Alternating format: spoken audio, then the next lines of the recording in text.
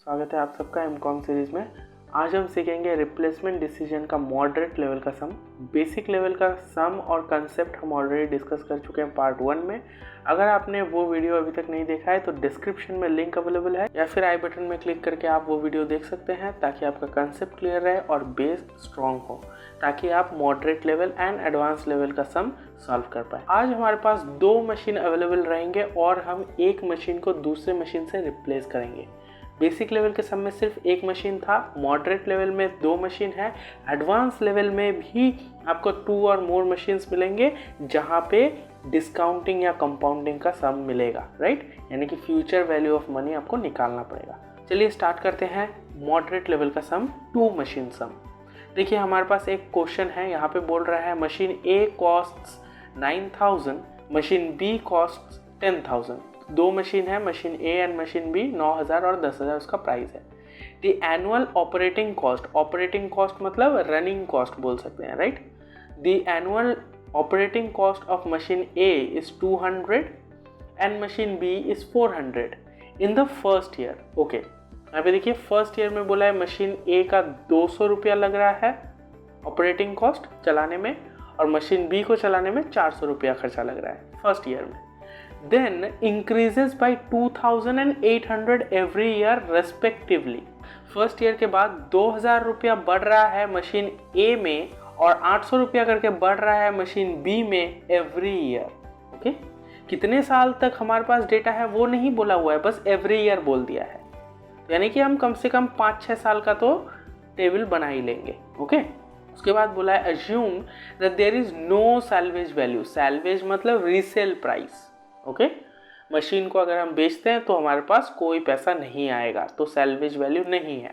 Determine the best time to replace the machine. हमारे पास जो ये 2 मशीन है, machine A and machine B, कब इसको रिप्लेस करना चाहिए ये हमको फाइंड आउट करना है। Also consider that you have a machine of type A, should you replace it with machine B। क्या हमको मशीन B के साथ इसे रिप्लेस करना चाहिए, तो वो हम देखेंगे आगे। इफ सो देन व्हेन, अगर रिप्लेस कर रहे हैं तो कब करना चाहिए। ओके, तो सबसे पहले हमको क्या करना है, मशीन A के लिए टेबल बनाना है, फिर मशीन B के लिए टेबल बनाना है। दोनों में रेस्पेक्टिवली हमको फाइंड आउट करना है कौन से ईयर में जाके मशीन रिप्लेस होगा। उसके बाद हम सेकेंड पोर्शन में आएंगे, इस वाले पोर्शन में हम बाद में आएंगे। ऑलराइट, तो हमारे पास जैसे 7 कॉलम होते हैं वैसे हमने 7 कॉलम बना लिया है। फर्स्ट कॉलम जो है ये ईयर का है, सेकेंड कॉलम जो है ऑपरेटिंग कॉस्ट या रनिंग कॉस्ट बोल सकते हैं, third column cumulative running cost, fourth column salvage value जो कि हमको क्वेश्चन में नील बोला है, फिफ्थ कॉलम है कैपिटल कॉस्ट, सिक्स्थ कॉलम है टोटल कॉस्ट और सेवेंथ कॉलम है एवरेज कॉस्ट। तो चलिए, ईयर हमको क्वेश्चन में कुछ भी नहीं बोला है, 5 साल 10 साल कुछ नहीं बोला है, तो कम से कम हम 5-6 साल तो बना ही लेते हैं। 1 2 3 4 5 6 6 साल तक तो बना ही लेते हैं, फिर आगे का देखेंगे। रनिंग कॉस्ट बोला है फर्स्ट ईयर में 200 है, उसके बाद 2000 करके बढ़ता रहेगा, तो ठीक है। फर्स्ट ईयर में 200, 2000 बढ़ाओ सेकेंड ईयर में तो 2200, थर्ड ईयर में तो 4200, फोर्थ ईयर में 6200, फिफ्थ ईयर में 8200 और सिक्स्थ ईयर में 10200। अब हमें क्या करना है, क्यूमुलेटिव निकालना है। हमको पता है कैसे निकलता है, पहले सीधा लिख दो, फिर इसके साथ ऐड करके इधर लिख दो। उसके बाद क्वेश्चन में हमको सैल्वेज वैल्यू नील बोला हुआ है। ओके, हमको पता है कैपिटल कॉस्ट कैसे निकलता है। कैपिटल कॉस्ट हमारा जो वैल्यू है मशीन का 9000 माइनस 4 नंबर कॉलम। ओके, तो 4 नंबर कॉलम में नील दिया हुआ है, तो 9000 माइनस नील 9000 ही आता रहेगा। फिर सिक्स्थ कॉलम टोटल कॉस्ट, ये हमको पता है कॉलम नंबर 3 और कॉलम नंबर 5 को मिलाकर बनता है। कॉलम नंबर 3 और कॉलम नंबर 5, इन दोनों को ऐड कर देंगे, 9200, फिर 11400। अब फाइनली हम एवरेज कॉस्ट निकालेंगे। एवरेज कॉस्ट का फॉर्मूला हमको पता है 6 number column by 1 number column, तो 9200 ये रहा 6 नंबर कॉलम और ये रहा 1 नंबर कॉलम, तो 9200 बाई 1 9200। अब हम देख सकते हैं सबसे मिनिमम जो वैल्यू है वो हमारा थर्ड ईयर में आ रहा है, राइट, थर्ड ईयर में। तो यानी कि machine A should be replaced at the end of third year. तो यहाँ पे आपको क्या करना है, ये नोट लिख देना है कि machine A should be replaced at the end of third year as the above table shows that the average cost is minimum at that time. Okay, third year में जो है एवरेज कॉस्ट सबसे minimum है इसलिए third year के end में machine को बदल देना पड़ेगा। अब हम मशीन बी में भी सेम काम करेंगे और मिनिमम एवरेज कॉस्ट निकालकर हम डिसाइड करेंगे कि कौन से ईयर में मशीन बी रिप्लेस करना चाहिए। तो यहाँ भी हम 6 ईयर ले लेंगे, 1 2 3 4 5 6। हमारा ऑपरेटिंग कॉस्ट या रनिंग कॉस्ट जो था क्वेश्चन में वो था 400 और एवरी ईयर जो है 800 करके बढ़ता रहेगा, तो बढ़ाते रहिए 800 करके। अब हम क्यूमुलेटिव निकालेंगे, इसके साथ ऐड करके नेक्स्ट लिख देंगे। सैल्वेज वैल्यू क्वेश्चन में हमको नील दिया हुआ है तो हर एक 0 0 हो जाएगा।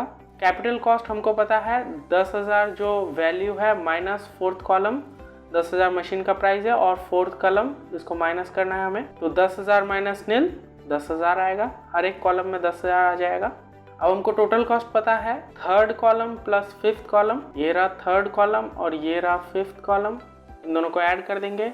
400 और 10,000 हो गया 10,400, फिर 1600 और 10,000 हो गया 11,600।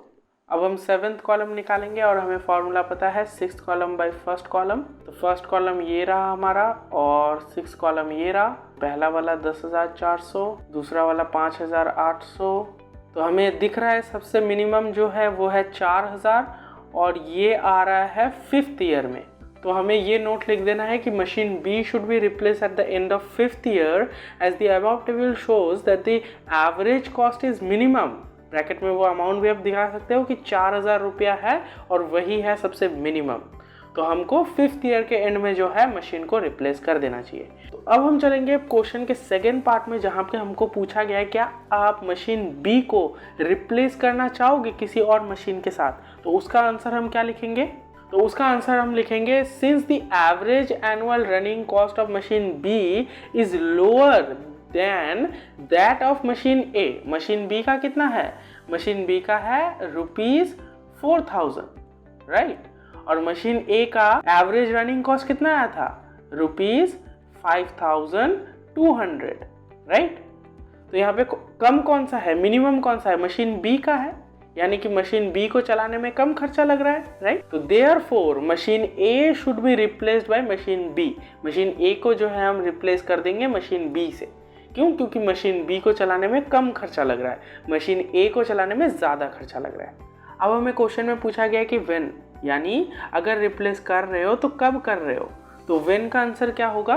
व्हेन का आंसर फाइंड आउट करने के लिए आपको आना पड़ेगा रनिंग कॉस्ट ऑफ मशीन ए, क्योंकि मशीन ए को रिप्लेस करना चाहते हो तो आपको क्या करना है, रनिंग कॉस्ट देखना है मशीन ए का, और आपका मिनिमम कॉस्ट जो है वो कितना है 4,000 रुपया है, और मशीन ए को आप रिप्लेस करना चाहते हो, क्यों, क्योंकि मशीन ए में ज़्यादा खर्चा लग रहा है मशीन बी से, राइट। तो आपको क्या करना है, आपको रनिंग कॉस्ट को ध्यान देना है।